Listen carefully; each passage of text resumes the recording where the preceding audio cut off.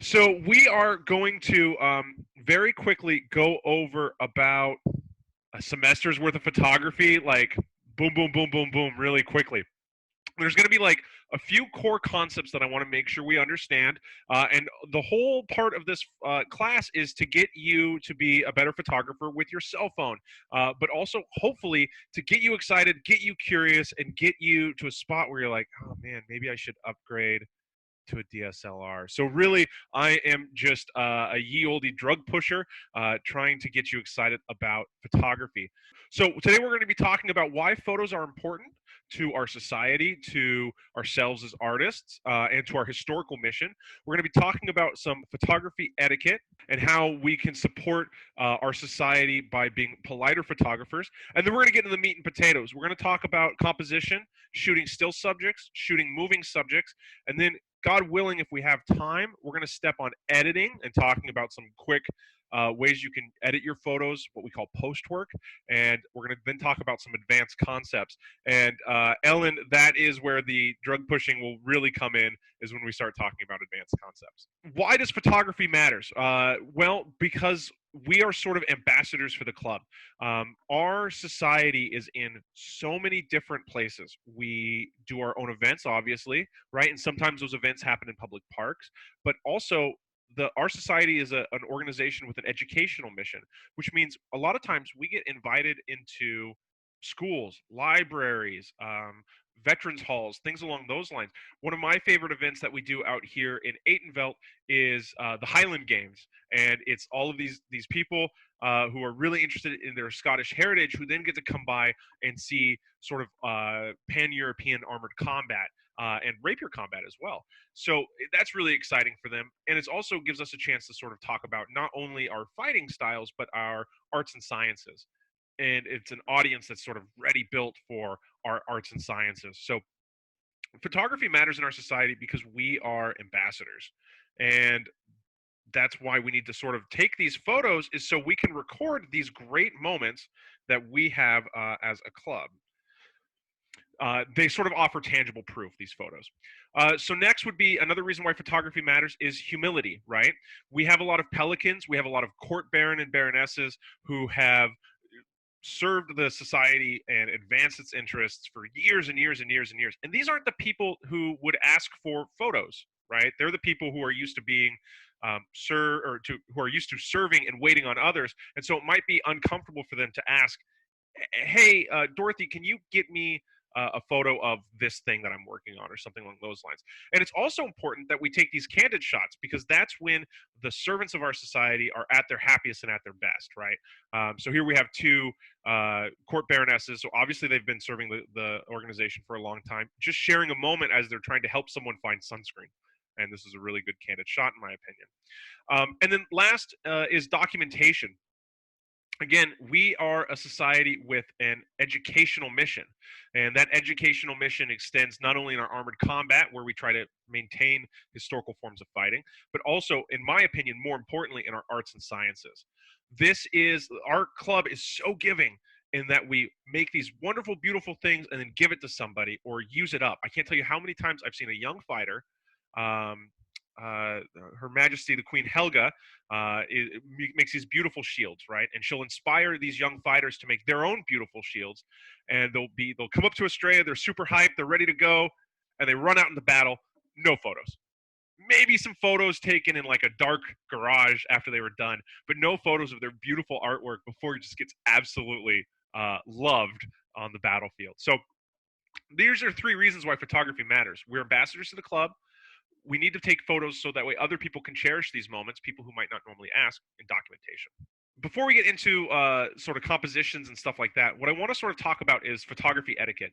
Photography is unique in that if I'm practicing my art and Irmgard is practicing her art, we might actually ruin each other's art, because I might show up in her photos and she might show up in my photos, right? And you might have this great historical setting, this great historical dream being created, and it's kind of weird to have someone with a camera in that photo, kind of anachronistic. And our society is all about educating people and sort of creating the dream. And so as photographers, we need to do what we can to sort of maintain that dream and help maintain that illusion. So, as an example of this, we're going to look at a period source actually, 1980s exploitative women's wrestling. And the reason why we're going to look at this is because we have a squared circle, so to speak, right? A wrestling ring. And in the show Glow on Netflix, season 1, they actually get a chance to film live TV. But the photographers run into a problem because they're not able to be ringside and shoot without getting in the way of each other's shots. So how do they solve that problem? I'll give you a moment to think about it. How many photographers can you have around this square without getting in each other's way? The answer is actually 3, right? So you can have 3 ringside photographers without getting in each other's way. And the reason is because of triangles. So what I want people to sort of think about as you start getting into photography, as you start shooting events, really keep triangles in mind, because triangles play an important part in photography and the Renaissance, right? So if we use a more realistic example, maybe the society is not having enough professional wrestling events, right, for your liking. Let's use court as an example. So here we see a sort of square layout of a court. You have the king and the queen, let's call it the north, and you have 3 photographers shooting the event. It looks like everybody is sitting back behind the populace, right? So back in the south area, and looking at the king and queen. There might be lots of reasons for this. Maybe the king and queen are specifically on point this day with their outfits, and everyone really wants to take a photo of that. Or maybe this is just a baronial sort of situation, and you're just looking for something interesting, and for whatever reason, there's 3 photographers. If you position yourselves right, for example, let's say there's just 2, red and green can stay out of each other's shots if they create a triangle with their majesties. You can have 3 photographers, red, green, and yellow, and if they make a triangle with themselves, they will stay out of each other's shots. And the reason is, like, we can get into the math of it, but the reason is there's a thing called a field of view, and that's how much camera can be seen, how much the lens can actually see. Humans have about 100-degree field of view. Cameras have 50-ish, like a point and shoot. The new iPhone 11 has a 63-degree field of view. If you remember trig or geometry, you'll know that a triangle has 180 degrees of view, and that's enough for everyone to share total. Obviously, like, some people might be in some other people's shots, things along those lines.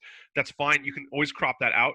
But if you make a triangle, you'll always be in the fringes of each other's shots, right? And that's real easy to crop out as opposed to dead center.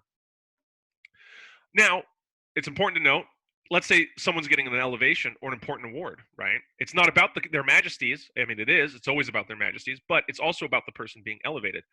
All it would take is green to shift over, yellow to shift up, and red to shift over, and boom, you can now change the focus of the shots that are being taken. So our next sort of rule of the road is thou shalt stay humble. We have a lot of very talented photographers in this club. It's wonderful. But you need to walk into a situation and understand that you're not the only photographer. And in fact, their majesties may have chosen a photographer, or the person being elevated may have actually hired a $80 an hour photographer. So even if you're a fixture, if you're going to an event as a guest and you've not been specifically invited to take photos, talk to who's ever running the event. Talk to the autocrat. Talk to the person being elevated. Talk to their majesties and say, where do you want me? This is going to make your photos better, because you're going to be able to ask them not only where do you want me, but what's happening today, right? And Her Majesty the Queen might say, oh my gosh, Lady Jessica gave me this wonderful attire. I've not been able to wear it because of this stupid COVID bug. She's finally over here, and I just can't wait to see how happy she is. Great. Point out Lady Jessica. Now you can set up a shot where you're going to get Lady Jessica and the Queen together. You can get reactions. It's going to be great. But by talking and staying humble and understanding what's going on, you're going to be able to take better shots. Do this with photographers too. Remember, if we work together, our art won't diminish each other, right? Just because I'm taking a certain angle doesn't mean that Philip isn't necessarily detracting from that angle. In fact, he's going to supplement that with other shots. Awesome, Philip. That's a great comment. So in the mid realm, we photographers get together ahead of time and map out who's going where. Perfect. And that's exactly what I want to inculcate in this, is just talk to each other. And once you've talked to each other and you have a spot, stick to that spot. So this is something I want to touch on real quick about sticking to the spot. To Philip's point, photographers coordinating with each other, that's the way it's got to be. I was lucky enough to be able to work professionally for Combat Con a few years ago. It's a fencing tournament for a different fencing organization. And I worked with Angel Uribe, very talented photographer. And I said, where do you want me? And he said, I want you at this ring in this spot taking these photos. And I have this really wonderful photo of my friend Leanna on the left and Amanda on the right. I was able to get Amanda's face, but it's kind of ruined because in the middle, being framed, is someone's grandma. And she had literally 120 degrees of space that she could have been shooting in to not be dead center in the way of my photo. That's where she chose to be. So she, by practicing her hobby and her art, ruined my photo when all she needed to do was just sort of be cool and maybe step aside out of the way. She obviously didn't mean it was an accident. And so this sort of brings up another point with photographers. So she chose to be out in front of the audience next to the judges where everyone could see her in order to take this video. I'm sure she didn't mean it, but she could have been a little bit more polite about it. Remember, we are photographers and we need to be discreet. There's a level of discretion. In the society, in any reenactment group, we're trying to create a magical moment that takes us back into history. And having some person with a cell phone camera detracts from that. So don't be a ham. If you're invited to shoot for an event, if you are choosing to shoot for an event as a volunteer, just remember it's not about you, right? We've talked about a lot of people in this sort of example. We've talked about Lady Jessica, who made a dress for the Queen herself, people being elevated. None of those is Ben Blythe, the photographer, right? So I need to do everything I can to sort of be low key. And there's some really easy tips that might cover that. Don't hold your camera above head level. That's something we can do as members of the populace sitting in the audience, right? If we are watching an event and we really want to take photos of it, lifting our camera above head level ruins it. Don't do that if you're in the populace. Don't do that if you're taking photos behind the king or queen, because it's going to ruin everyone else's photo of the king or queen. You can do other little tricks too if you really want to get into it. If you're shooting a night scene, wear black, wear dark clothes, be discreet so you can't be seen. As photographers, we need to give deference to what the people hosting the events want, whether that's the king or the queen or the autocrat or something like that. I've been asked not to take photos at an event before because there's too many photographers. Awesome. That's fine. That's great. It sucks for me, but it's not about me. It's about making the moment happen. So we're going to move on to actual shots. And this is a big one for me, landscape or portrait. We have these wonderful phones. They make it so easy. You just pick up your phone if you want to take a photo. You swipe right if you're on an iPhone and a lock screen. Boom, camera, boom, photos. And as a result, that means we get lots of photos, which is great. All photos are important. Documentation is important. We're here to talk about how we take decent photos and make them better photos. Let's go over some basic composition. We're going to have two modes, right? We're going to have landscape mode, and then we're going to have portrait mode, like this. When should you use which? You should usually use landscape, right? So you can already just improve your photos just a little by taking your phone and turning it like this. And there's a couple of reasons. First off, no one cares about feet. Unless that's like you're purpose shooting something about feet, right? Like in Simon's case, if I wanted to take a photo of Simon's greaves, I would ask him to take them off, put them next to a tree, style them, make them look good, make sure the lighting's there, and take photos of his greaves. But I really don't care about Simon's greaves. Also, where's the subject looking, right? If the subject's looking dead on, then maybe portrait is the way to go. If he's looking at something else or she's looking at something else, maybe we want to know what they're looking at. What's going on behind them? If there's a lot of action behind them, getting the context of that action is very helpful. And landscape will allow us to get a wider context for that action. So let's take an example. I've already improved this photo of Simon, right? This is that photo in portrait mode. What's going on with these guys in the background? What's he holding? What's he looking at? Now it's in landscape mode, we know. He's looking at this dude over here. What's going on in the background? His boys are behind him. This is a really dramatic photo. He's holding a spear. He's holding a lance, or a pike, excuse me. So we've already sort of improved this by just taking our camera and turning it like this. Let's look at this photo down here. Here we have a gentleman at an elevation giving some words of wisdom to a gal before she, during her vigil. It's in landscape mode, but it also kind of works. Even though he's looking off screen, it's still very much a portrait or a cameo or a profile. There's not a lot going on behind him, and this is definitely more of a portrait. In fact, if we extend it out, adding that extra context, getting this extra space to his right, doesn't add anything to the photo. It's just fine as a portrait. Again, I want to underscore there's no bad photos. Anytime we get photos of what goes on in our club, it's a good thing. But we're talking about how we improve photos today, and I think this is an easy trick for an improvement. There's no such thing as perfect photography, right? We get to tell a story, and we get to sort of craft the narrative. So using which shot we want to use all depends on the story. In this photo of Simon, I wanted to tell the story of a guy sort of jumping into combat, being aggressive. Over here in this portrait, I didn't need to tell the story of a dude looking at a beige wall. That story didn't need to get told. Okay, so let's talk about composition, rules of thirds. We're getting into the meats and potatoes of photography. So, the rule of third happens to do with what we focus on as people in this photo, right? If we go back to our previous examples, we're focusing on Simon. He's in the forefront. We're focusing on this dude. He's not a beige cloth wall, right? It's what our eyes sort of want to focus. But there's also kind of a mathematical reason behind this as well, and that's the rule of thirds. So in this photo of a gal, we see her eyes about midway through, and she's focusing on a subject in the lower right-hand side. It's what she's trying to cut. There's subjectively, this photo works, but let's try to look at objectively why it works, right? And so what I can do is I can draw some imaginary lines, and all of a sudden this becomes clear. How many of us have the grid set up on our phones, right? That's what this grid is trying to do. It's trying to get you to orient your photos so that way the eyes of a human subject meet here in the upper left sometimes, upper left. Sometimes it can be upper right. It could be lower in some cases, but usually you want it in the upper.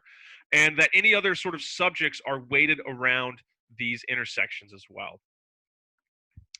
So I keep bringing up weight. What does weight mean? Weight is the overall sort of visual density of a picture, right? So lights are light and airy, for example. Things and darker things are heavier and denser. So in this photo of this adorable baby and his teddy bear, we see that even that there's nothing sort of lining up in these intersections. And in fact, there's all this extra stuff that just looks floaty and weird in the upper left and upper side. We can fix this photo and make it more impactful, right? So by using the rules of thirds, we've taken this photo in the lower left-hand side with the baby's eyes dead center, and we've cropped it. We've trimmed the excess stuff off the upper left-hand corner in order to make the baby's eyes closer to this upper left intersection. We've also made sure this bear is sort of oriented towards the right third of the photo. So we've taken a subjectively decent photo in the lower left side, right, with this baby and the bear. We've taken a subjectively okay photo, and we've made it subjectively better, in my opinion, and objectively better because we're now following the rules of thirds and we have clear balance on things. This takes, I'm mentioning two sort of streams, subjective and objective, right? You're going to need to experiment with what you like visually. You might have something weighted perfectly and it follows the rules of third, but it's just not there for whatever reason. It's missing that je ne sais quoi. It's just not working for you. That's fine. That's okay. Good job taking the photo. Good job getting it out there. Good job doing the work. That's how you're going to learn. But while you're doing that, you can also try to objectively do better. So if you're an iPhone user and you want the grid, you can just go into settings under camera, and there's an option to turn the grid on. Try it out, test it out, see how it works, see if you like it. But following these rules of third will mean a lot less empty shots of royalty, looking cool, and a lot less off-balance stuff, and a lot more well-balanced, well-composed photos. And you can do that with your iPhone. This is like sort of the first thing people learn in photography classes is this rule of thirds. It's super easy to follow, and it's going to make your shots of tourist stuff better. It's going to make your shots of your friends and family better at Thanksgiving, just following these rules of third. Composition, natural framing. So, one of my another one of my like pet peeves, aside from people using a lot of portrait when I want landscape shots or would like to see what's going on, is folks who use zoom on cell phones. Cell phones use what's called a digital zoom, and what that means is at a certain point you're not actually zooming anything, you're just magnifying the digital image. So all you're doing is you're wasting space that you could use in post in photo editing, right? Because you're inflating an image artificially. Recent iPhones have two zooms. They have 1x, 2x, and then after that it's all digital zoom. So try to avoid zooming with your phones and try to incorporate natural framing. And this is going to be tricky. This is going to be something you're going to have to learn and practice. So what's natural framing? Natural framing is using the foreground to help draw attention to a picture, right? So we have a photo of my friend Melissa here. It's a square photo, and she's kind of dead center in the middle here, right? That's a no-no. We just talked about the rules of thirds and how that should apply. She should be like over on the left or something. But because I have these poles sort of guiding the eye, it's balanced and it works out well.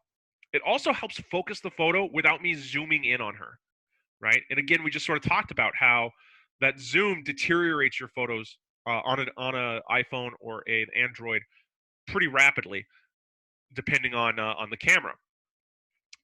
I do need to remember weight, though, right? I can't just sort of willy-nilly use whatever tree branch I find. Here's a photo of Heinrich as an example, right? My dear friend Heinrich. I have a pole here. It's in the foreground. It's dominating the setup. This is natural framing, right? Well, technically it is, but it's ugly and it's distracting and it throws off the subjective weight of the photo. So it's going to take some time to sort of dial it in, and it's going to take some practice to dial it in. And I hope you continually take photos, put out work, get criticism, and help guide that in here. I'll let you in on a dirty secret of photographers, and you're going to notice this now that you've been told about it. But door shots. Door shots are really popular wedding shots because they offer a way, wedding, marriage announcements, graduation, like the big lifetime moments. Door shots offer a lot of awesome potential, right? You can take a photo of this gal in a wedding dress in a door, and it brings in her entire dress without detracting from her. It helps keep the background very sort of low key, like what you want in a portrait, a very low key background, and you don't have to zoom in, and you're not missing anything in the scene, right? But this door is an example of natural framing, a very easy form of natural framing. And we can use this in the SCA, right? Not necessarily with a door, but with a tent flap, or with a sword arch or something along those lines. Like we can create these natural frames. I mean, heck, using poles for a fighting Eric. Questions or comments? We got a comment from Dimitri. Something to remember when cropping and reframing: have a high enough resolution or original to be able to do that after the fact if necessary. Yes, that's totally right, Dimitri. That's sort of why I don't like the digital zooms of cameras. My former brother-in-law, God bless him, would always zoom in, and it would drive me insane. His heart was in the right place, but he could have just gone in on a free photo editor and made that photo better without doing that, right? So try to avoid the zooming in on a phone, because you want that extra space to crop. Ellen says, I personally overshoot the scene just to have these cropping options. I also leave all cameras on the highest setting to allow better cropping, hopefully without the pixelation. Yeah, totally. I think Android phones have the ability to set the file size of individual photos. iPhone just defaults to gosh darn huge, right? So try to always shoot as big as possible. We're going to talk about that on how to shoot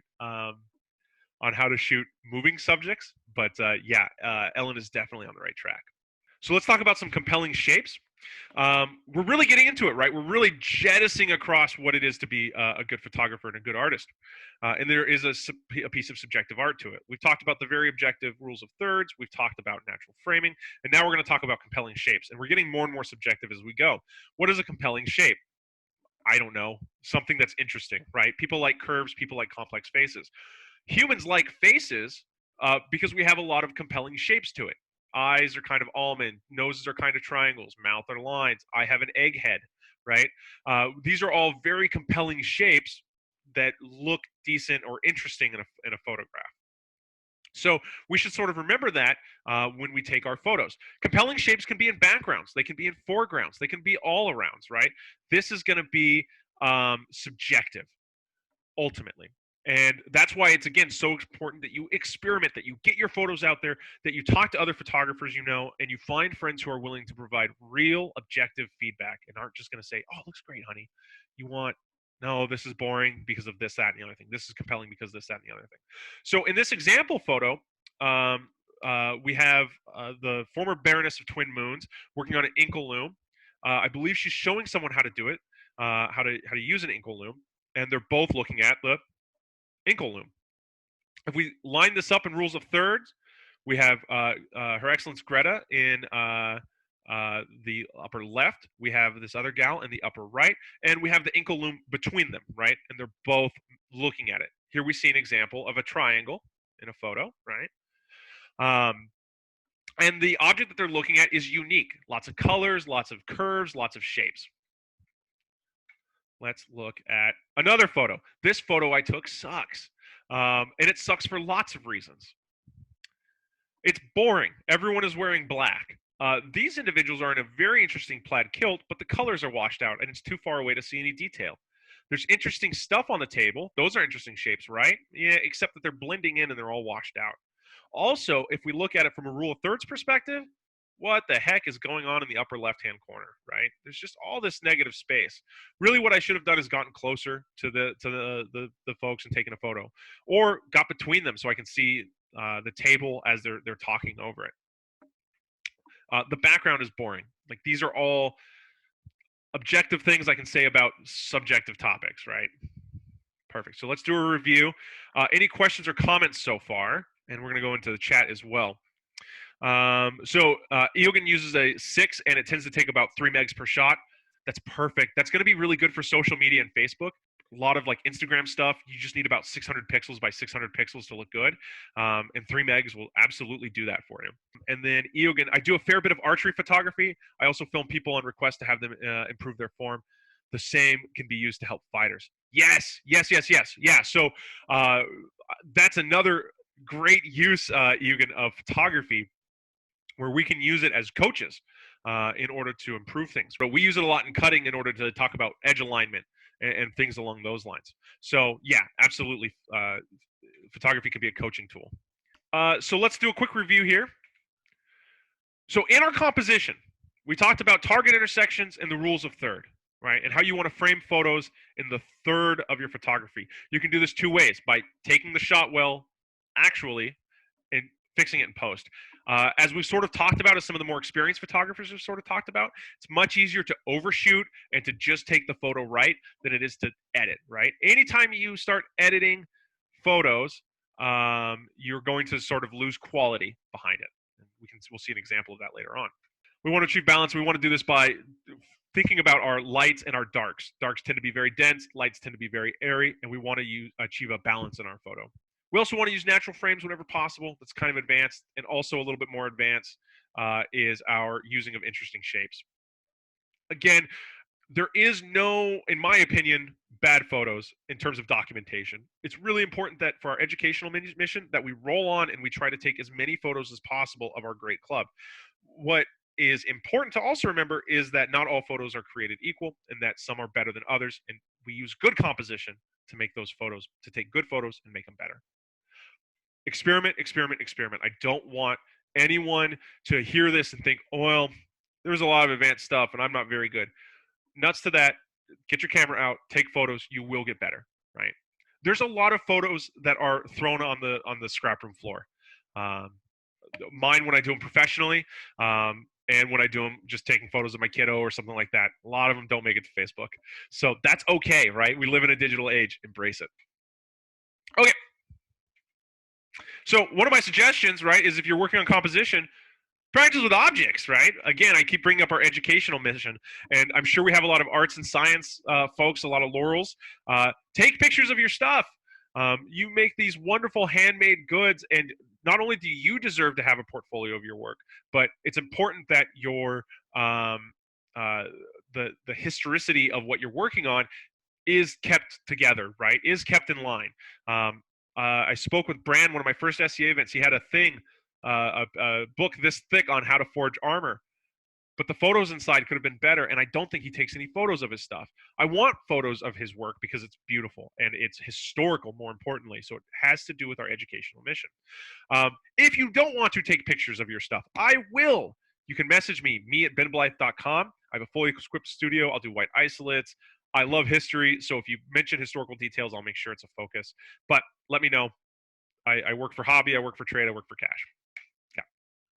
So let's talk about how to shoot these still subjects, something I really care about. And someone asked about macro. This is going to be our sort of touching on macro. I'm not going to help you take a better picture of a bumblebee, but I will help you take a better picture of a bumblebee brooch. If that makes sense. We have some comments here from Ellen, and sometimes even a bad photo is better than nothing if no other photographer was around. Totally accurate. Sometimes you don't get there in time or can't jockey the perfect position in large courts. Absolutely, Ellen. And that's true for sticking to your spot, right? If you move around, you're going to have to readjust your camera, or your camera's going to have to readjust every single time. Stick to your spot. You're going to get some shots that are going to be better quality. You're not going to get everything. No one's going to get everything. That's okay. And again, shoot, shoot, shoot, shoot, shoot. Sebastian of Dune says, very much agree. I've been looking to try and take better pictures of my wood turning work to make a book about them. Lots of shine points on them. It can be a little tricky sometimes to show how smooth and shiny they are. Yeah, and we're going to talk about that. The answer to your question, Sebastian, is lights. Lots of lights. I suggest 3. And here we have an example from a patent that Amazon filed on how to take white isolates. And it's not very complicated, right? You have person, you have a platform. You don't necessarily need to use the platform if you don't want to. You have a camera, you have a big light in the right, and then 2 little lights. So if you have 3 lights, remember triangles are really important.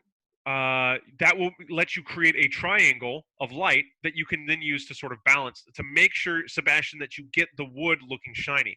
Part of that shine has to do with where the camera focuses. And where the camera focuses has to do with how bright the background is. If the background is super bright, the camera's going to want to focus on that background. If the background is super dark, the camera's going to want to focus on the highlights in your wood turning.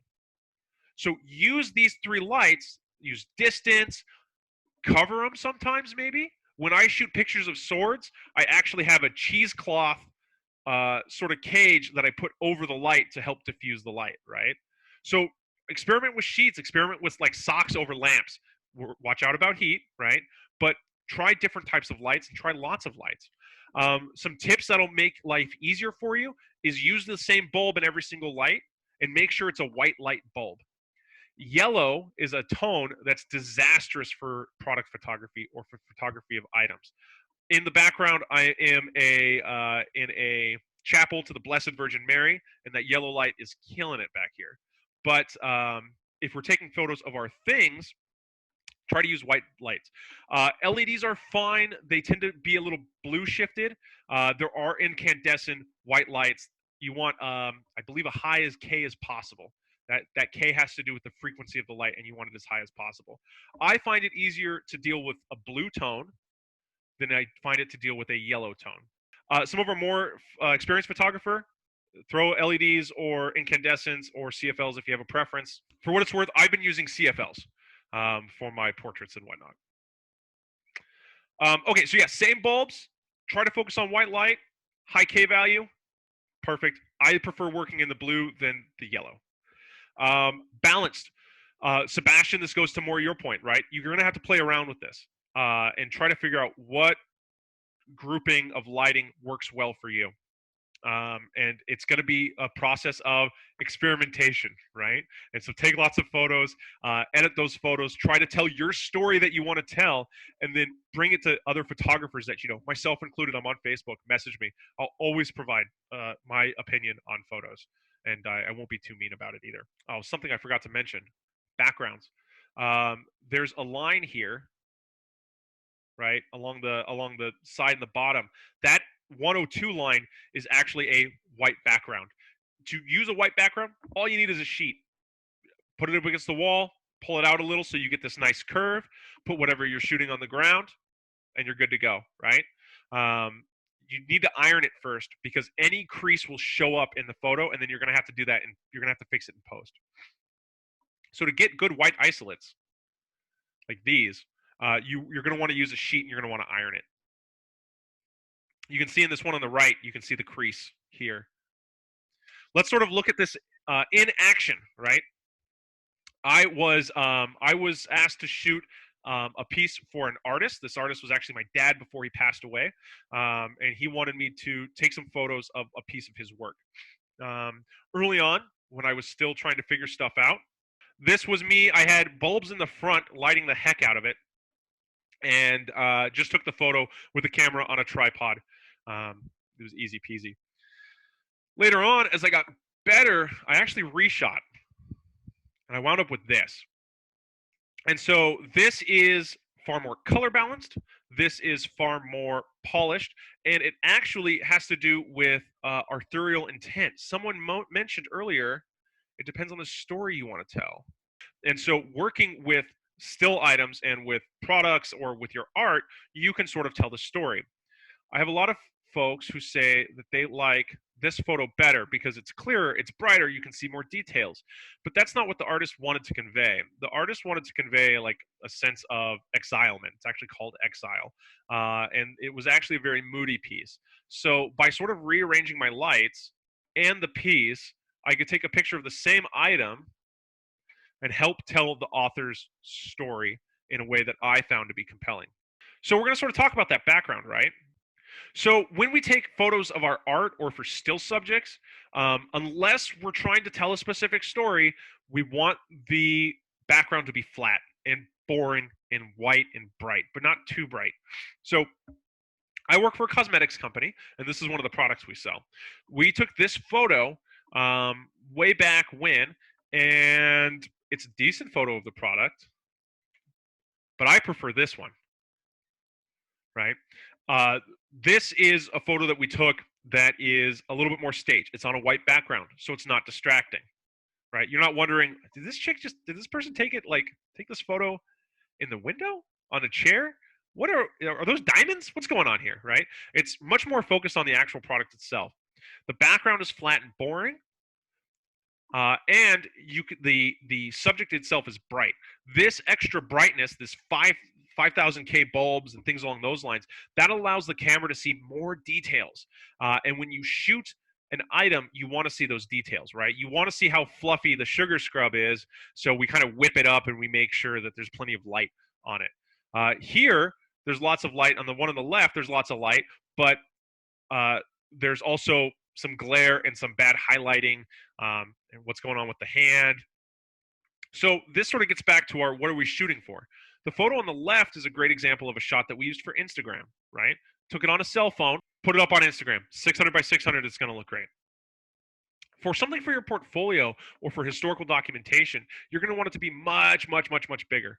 And to sort of help out with that, you're going to want to get really close to the product, isolate the background, so that way you can scale if necessary, and make sure there's plenty of light on it so you can get a good idea of what exactly is happening. Get a good idea of the details and what you want the viewer to sort of feel, right? In this picture of this sugar scrub, I want them to feel creamy coating. And this is sort of, again, going to get into that, what we've been talking about, right? Like philosophy. No one sees what you see. No photography is perfect. And when you make something in A&S or for historical reference, you have artistic intent. Your photographer also has artistic intent, and you want your photographer to share that artistic intent. It's why it would be best if you learned how to do photography for your art, because you can make sure that artistic intent has a clear line all the way through from inception, creation, to publishing. So try to get good at this, right? And if you can't get good at this, that's fine. Find someone who you want to work with. If you don't want to do A&S stuff, I really don't want to learn how to crochet, for example. Nothing wrong with crocheting, just not my jam. but maybe I want to take a photo of crocheted stuff. Find someone you grok with, find someone you get along with, a good drinking friend who does crochet, and try to take photos of their stuff, because as they sort of bring out that artistic intent, you will have a better idea of it. Right? So again, try to find consistency in the shots you take. Okay, so let's talk about some tools of the trade, right? This whole class was supposed to be about how to take better photos with your cell phone, Ben. Why are you talking about buying these lights? Well, it's because I lied to you, I guess, ultimately. But the good news is some of this stuff is fairly inexpensive. You can buy a tripod for your camera for 20 bucks. I have one right here. I love this thing because it's so cheap. And if I lose it at an event, that's okay. It's not the end of the world. If someone walks off with it, not the end of the world. It's an Amazon Basics tripod. It costs 20 bucks. Super easy. I love it. It also comes with a dongle that fits cell phones on it for free. So recommend it as an investment. It's great.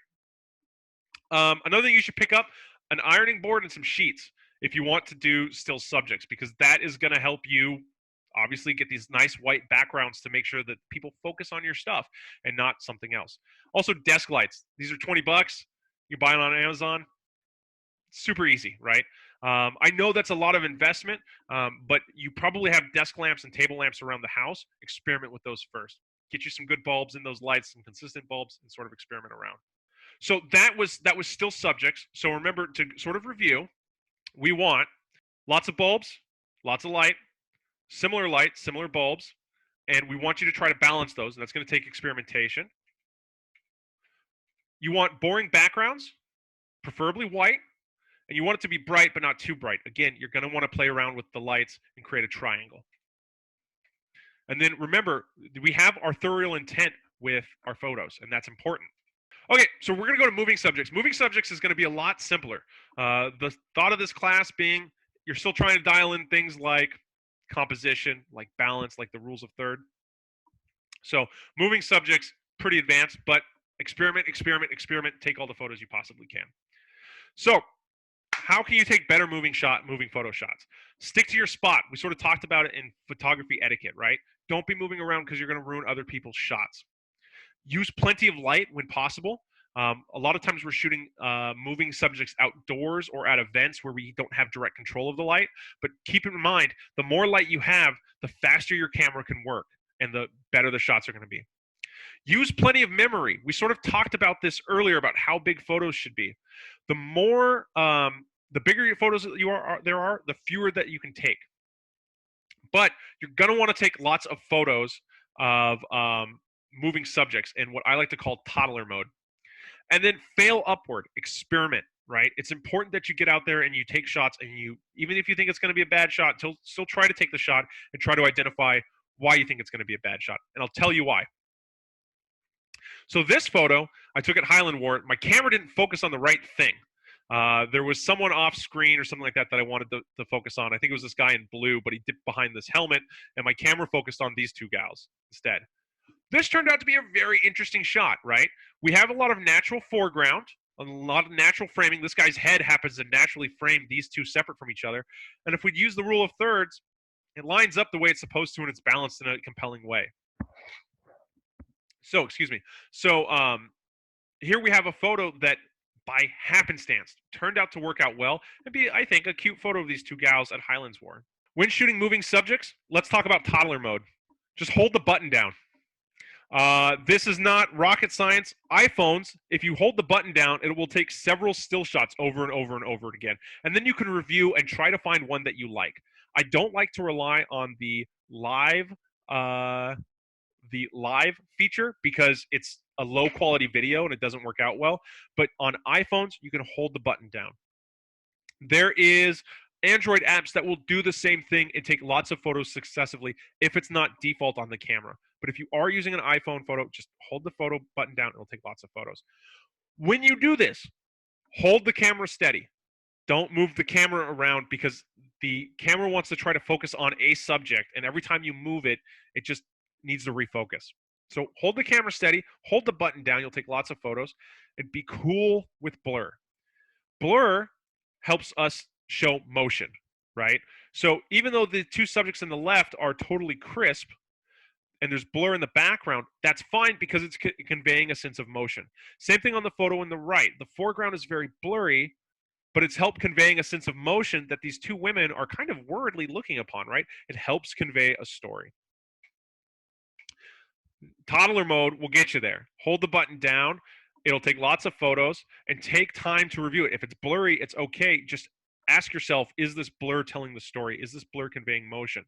You don't want your subject to be too blurry, right? You want their eyes to be crisp and clear. You want their face to be crisp and clear. But if the movement around them is blurry, that's okay. Okay, so we talked about still subjects and how that's a great area for you to practice your composition, for you to practice things going on. We talked about some moving subjects. And so now we're going to get into real basic photo editing. Okay. So you've been out to an SCA event, you've taken your camera, you've turned it landscape, you've been polite and you've been courteous. You got rules of third down, your photos are coming out fairly well balanced, and you want to make them something finalized. What do we do? Well, you can use Windows Photo if you have a Windows 10 PC. Really easy. So I took this photo of my daughter taking a nap. I used my iPhone 9, I think. I was sitting on the couch, didn't get up, just took a photo, right? There's a lot that could be wanted here. I kind of got the rules of third, right? On the left side, it's kind of there, but there's a lot of negative space around her. And there's like this open door that's really distracting, and that's a toilet. No one likes looking at toilets. So we're going to fix this together. So the first thing I do, like you can see, there's my PowerPoint presentation behind me. I just right-click on the photo. I go to Edit, and I click on Edit. It's that easy. On a Windows machine, you can just click Edit from the file itself, and then Edit with Photos. We'll get you there as well.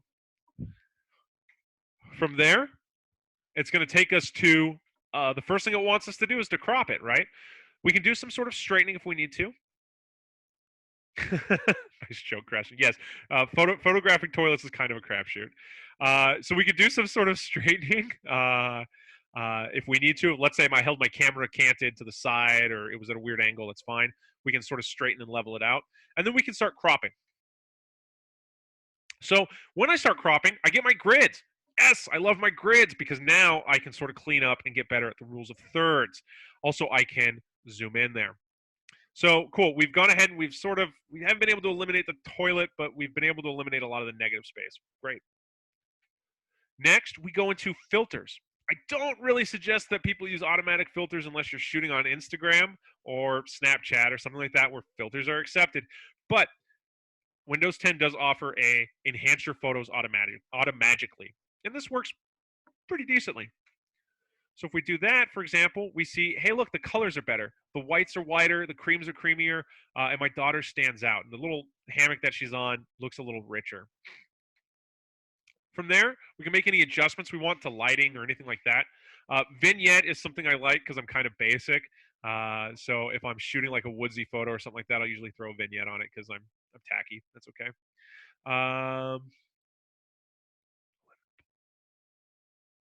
Okay, perfect. So that is how you could do a quick edit in Windows Photos, and then just save a copy.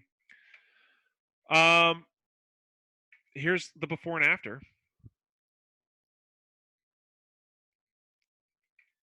Okay. Another option, I see that I need to wrap up here, is GIMP.org. This is a free photo editing made by a bunch of nerds. It's very technical, very detailed, but you don't need to spend money on Photoshop if you don't want to. You will have to put more time learning the app, though. Adobe Lightroom costs money, but it is my preferred go-to for things. It offers an ability to develop lots of photos all at once and do a lot of color balancing, and it has a lot of automagical features too that actually work. Finally, I want to talk about some advanced concepts before I go, and this is to sort of tease you with the puzzle of photography. There's a thing called the exposure triangle, right? And we all want to take the best photo in the world, but we're limited by our cameras. If you buy a higher-end camera, some of the photographers will tell you these are things you can control. You can control the shutter speed, how long the shutter is open, the aperture, how wide the camera lens is and how much light is let in, and the ISO, or how sensitive things are. All of these offer trades, and so you're trying to consistently strike the perfect balance. DSLRs can do this. In fact, there's some apps on phones, and I won't recommend any because I can't trust any. There's some apps on phones that will override your camera and allow you to play with these. So please, as part of your experimenting, as you get better with composition and stills and things like that, start asking yourselves, what can I do to make this better? How can I make it less blurry? How can I make it brighter? Why are there these weird squares on my photo that I didn't shoot? ask yourself those questions and then try to find the answer. You can message me at benblythe.com, or me at benblythe.com will message me. You can also find me on Facebook. I'm Ben Blythe on Facebook. Feel free to ask me any questions. I want to work with you, and I want to make better photographers in every kingdom. That is my presentation. Thank you so much.